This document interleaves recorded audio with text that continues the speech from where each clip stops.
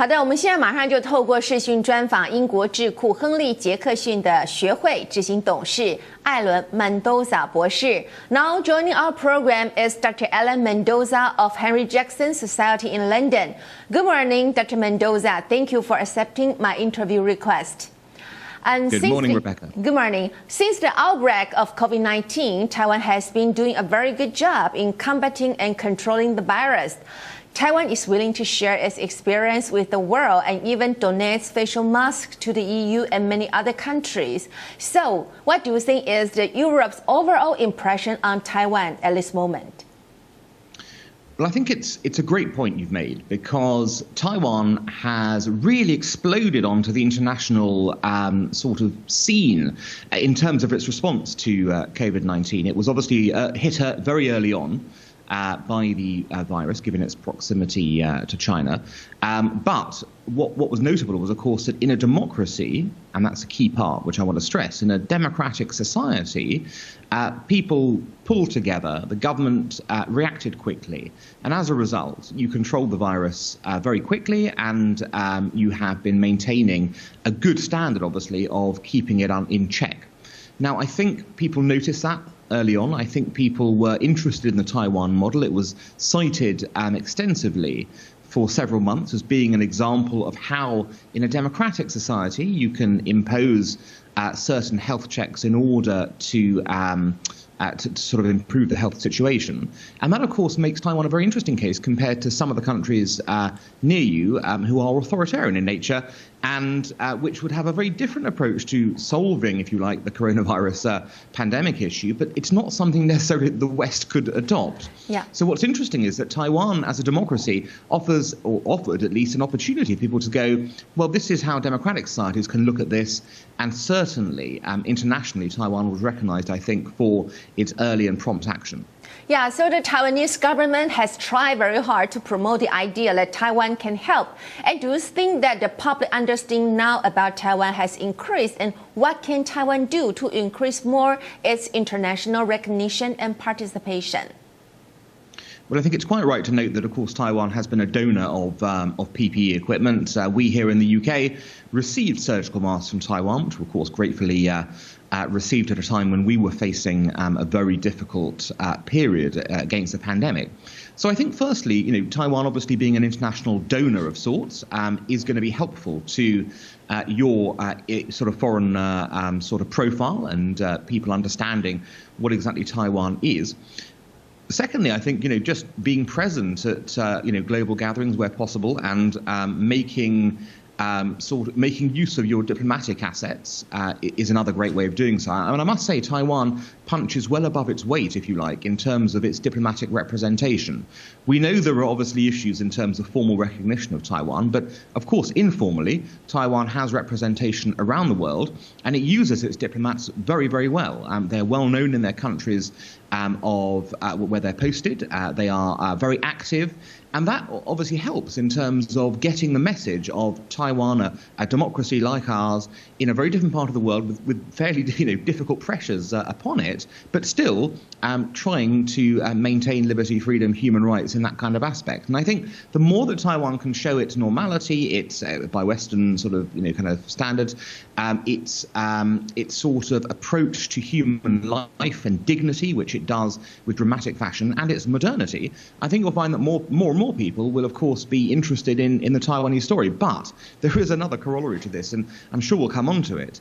I think Taiwan's prominence has increased as the issue of China has hoved into view in the West as being a major threat. And once that occurred in this period, people started looking around the region and going, hang on, there's Taiwan, which has been under threat for some time. Mm-hmm. This country we need to know a bit more about it as well. So there's like a push and pull factor going on here as well. Yeah, talking about threat from China.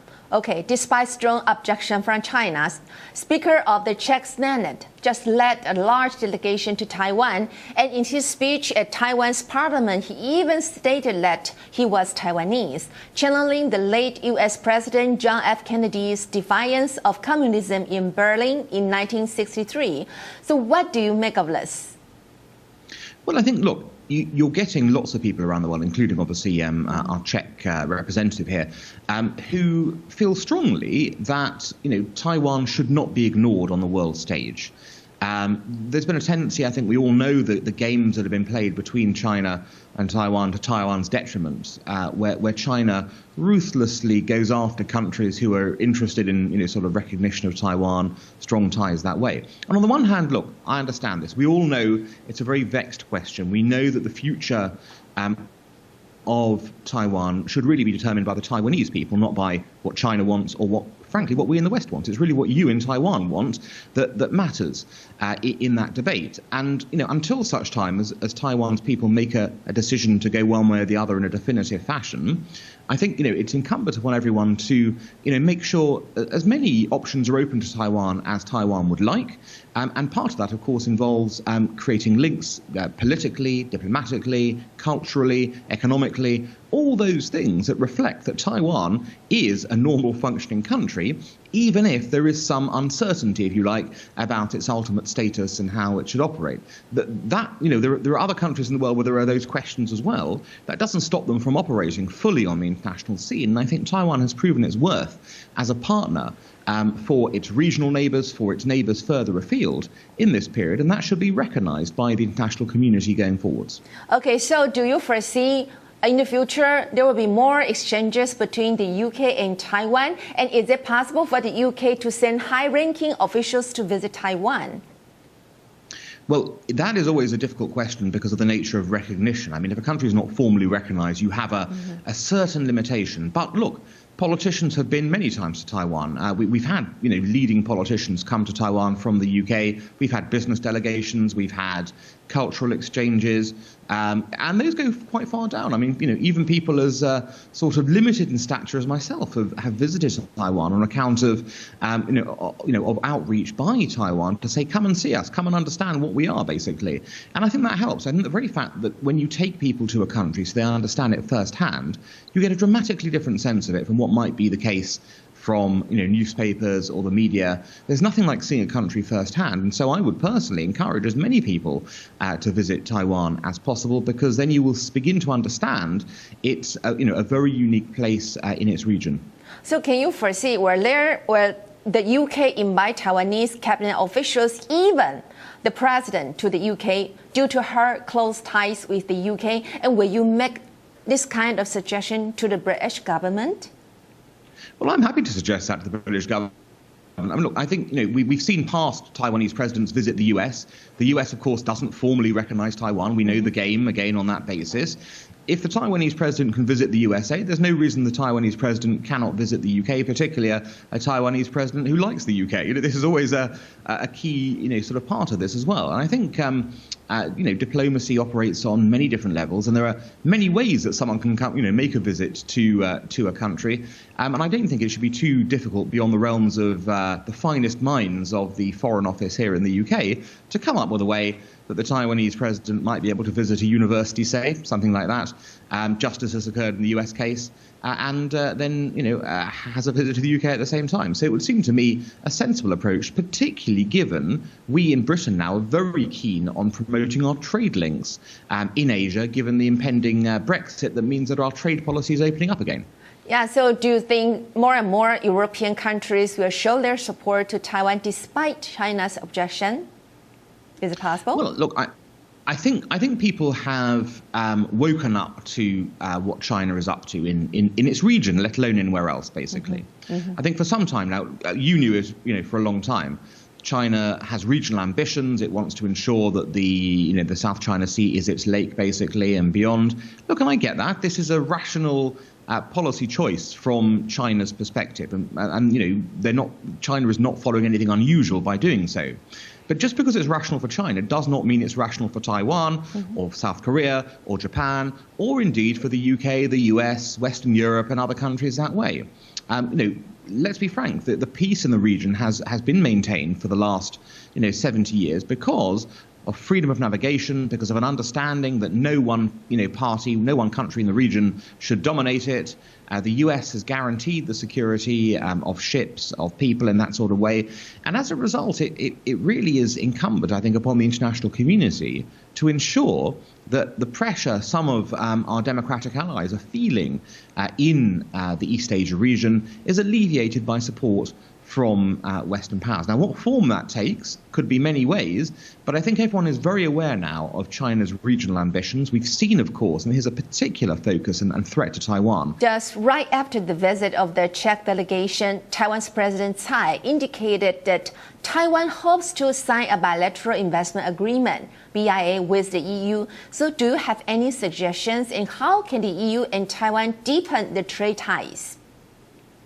Well, I mean, obviously the UK is leaving the EU, so I speak of this now as a semi-outsider. We don't have any say anymore in EU policy. But of course, look, the British case always was, in the EU, make as many trade deals as possible. Free trade is good. It promotes sort of obviously economic growth. It promotes relations between countries. It would seem to me an obvious case, given Taiwan is an industry leader in certain sort of key industries, semiconductors, things like that.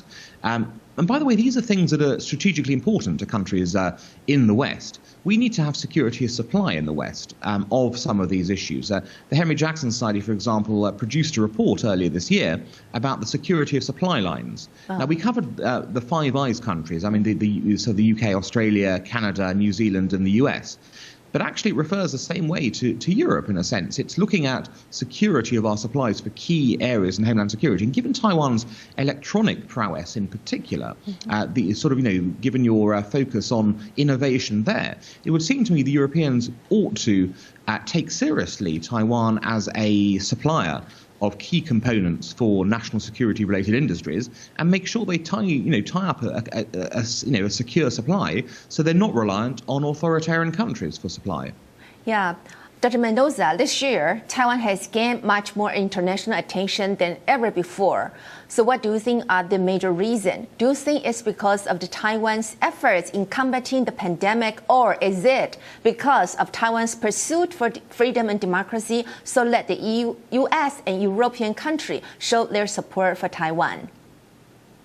Well, I think it is definitely the response to the pandemic. That was early. That of course, as I said earlier, did make a big difference in terms of the perception of Taiwan and put Taiwan on the map as a place which wasn't just admired for its commitment to liberty and democracy, but actually was admired because of its response to a health pandemic in a liberal democracy as well. So, that I think Taiwan should be very proud of. The second issue, yes, of course, people are aware of Taiwan's sort of unique status. But again, this does come back, I'm afraid, to perceptions of China. I think the Chinese have done more in the last 8 months to ruin their international position than anyone could ever have imagined. Firstly, of course, their response to the pandemic and how they allowed it essentially to escape from China to the outside world because of their negligence, knowing full well what they were facing, and they suppressed the information, as we well know.